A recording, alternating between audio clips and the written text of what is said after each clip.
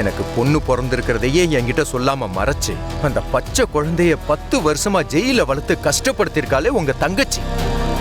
அவளுக்கு மனசாட்சி இருக்கான்னு முதல்ல யோசிச்சு பாருங்க.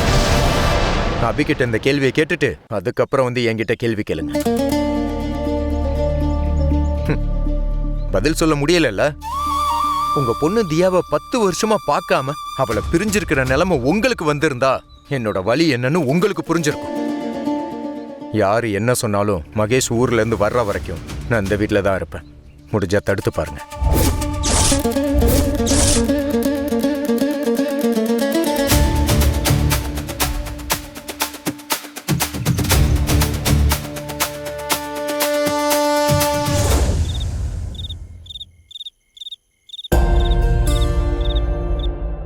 இந்தா தேங்க்ஸ். சுடர் சாப்பிடலாமா?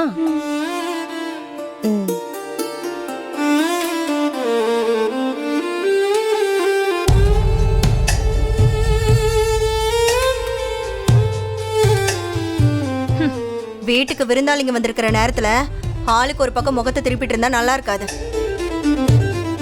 அவங்க இங்க இருந்துட்டு போற வரைக்கும் நாம என்னன்னு பேசிக்கலாம். சரிங்க அண்ணி.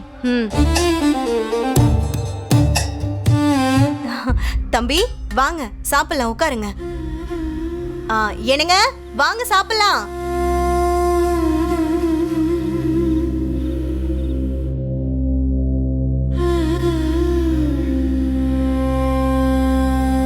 வாங்க. ஏய் சுடர், நீங்க மட்டும் ஏன் அங்க தனியா உட்கார்ந்து சாப்பிடுறீங்க? வாங்க எல்லாம் ஒண்ணா உட்கார்ந்து சாப்பிடலாம்.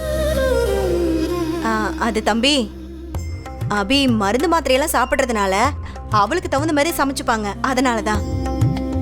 எதுவா இருந்தாலும் எல்லாம் ஒண்ணா உட்கார்ந்து சாப்பிடலாம்ல. வா சுடரு, வா அபி, எல்லாரும் ஒண்ணா சேர்ந்து சாப்பிடலாம். வாங்க. இந்தா. ஏங்க நீங்க உட்காருங்க, அவங்க வந்துருவாங்க. உட்காருங்க. வைக்கட்டுமா? சரிக்கா. கொடுத்தரும்.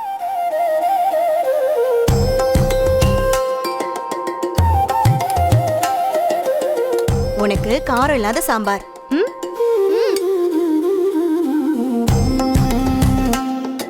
தம்பி கூச்சப்படாம நல்லா சாப்பிடுங்க. உப்பு எதுவும் குறைவா இருந்தா சொல்லுங்க, எடுத்துட்டு வரேன். சரிக்கா. ஐயோ, இவனை தம்பி தம்பின்னு சொல்லும் போதெல்லாம் மிளகா பொடி எடுத்து வாய்க்குள்ள போட்டுக்கிட்ட மாதிரி எரிச்சலா இருக்கு.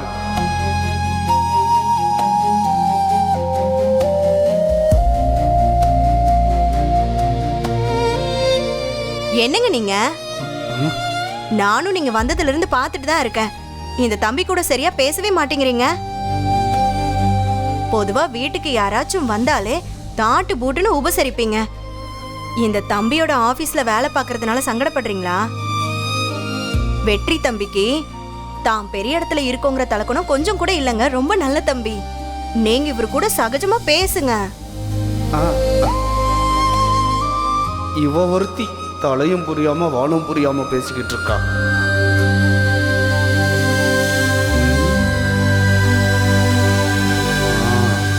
இவன் சாப்பாட்டுல இந்த உப்பு ஜாடியில் இருக்கிற மொத்த உப்பையும் எடுத்து கொட்டி விட்டுறணும். அப்பவாவது இவனுக்கு சொரணை இருக்கான்னு பார்க்கணும். ஐயோ கேப்டன்,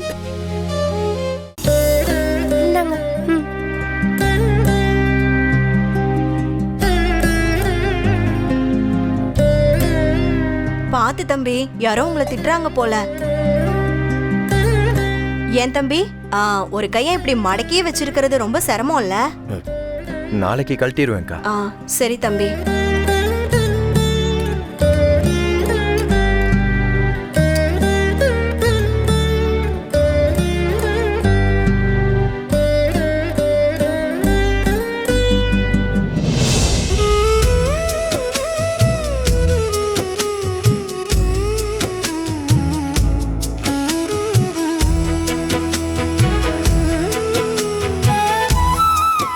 தம்பி, நீங்க தியா தருண் ரூம்ல மெத்தையில படுத்துக்கோங்க. அங்க நல்ல காத்தும் வரும்.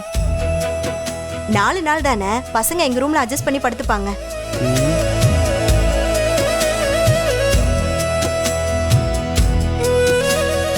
என் குழந்தைய தரையில படுக்கிறப்போ எனக்கு என்ன சுகம் வேண்டியது இருக்கு? தம்பி உங்களை தான். ஆ, இல்லக்கா வேண்டாம். எனக்கு காத்தோட்டமா வெளியே திண்ணையிலே படுத்துக்கணும் போல இருக்கு. நான் அங்கேயே படுத்துக்கிறேன்.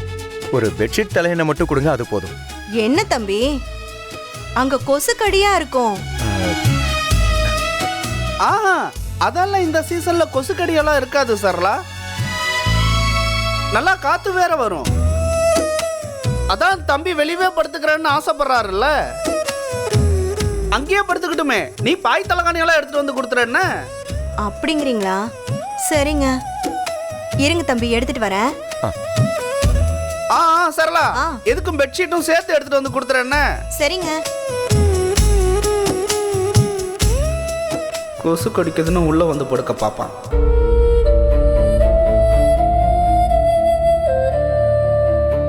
ரொம்ப நல்லவன் மாதிரியே நடிக்கிறான். இப்படிதான் நடிச்சு நடிச்சு ஏமாத்தி அபிய கல்யாணம் பண்ணியிருப்பான் போல இருக்கு. பாவம் அபி, நாம தான் அவளை தப்பா நினைச்சிட்டோம். ம், இந்தாங்க தம்பி. ஆ, தேங்க்ஸ்க்கா.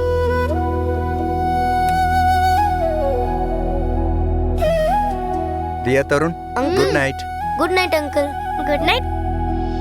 சுடர், good night. Good night captain.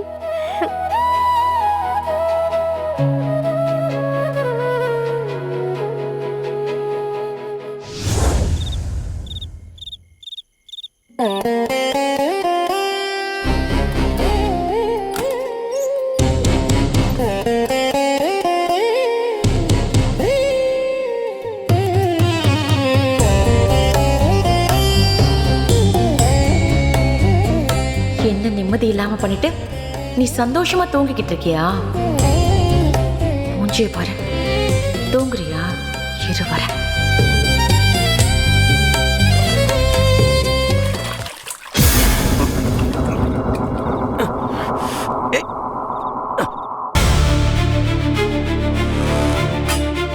ஏய், என்ன பண்ணி வச்சிருக்க? நான் உன்கிட்ட பேசணும்.